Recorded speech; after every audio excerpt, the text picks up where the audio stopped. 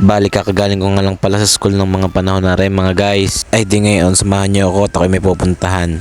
Harap guys, so ngayon ay magpapasa tayo ng requirements para sa financial assistance kay Mayor. The Mayor Africa.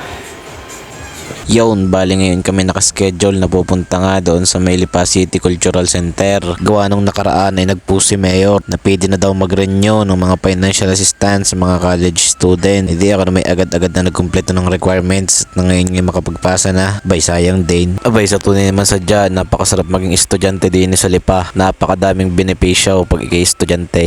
Kailangan nga lang ay magilas-gilas ka ng kaunti. Ay dahil na nga mga guys, tayo nasa may cultural na. Bali kinuha ko na din yung application form na aking pipilapan. Hindi ako magpipilap muna din eh.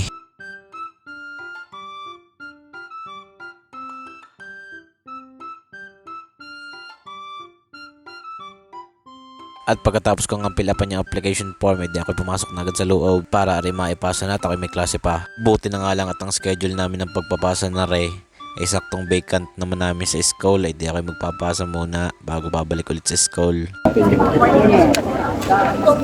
So, Ikaw next year, anong year mo na ngayon? ako pa yung third year. Anong pangalan ng barangay? Grades. Up. Thank Anong you. year mo na? Third year po. As course. Management accounting. At pagkatapos kong interviewin ay di tayo lalabas na at tayo pupunta mga school, babiyahe pa sa tunay laang. Ay dahil na hawak ko na ang papel ng katunayang tayo tatanggap na ng pera galing kay Mayor. Thank you po Mayor. Kita nyo kayo, napakadali lang magpasa kay Mayor. Ay samantalang sa iba diyan, papahirapan muna estudyante bago makakuha kay naman na. O siya, tayo pabalik na rin sa school at tayo mag-aaral muna ng mabuti.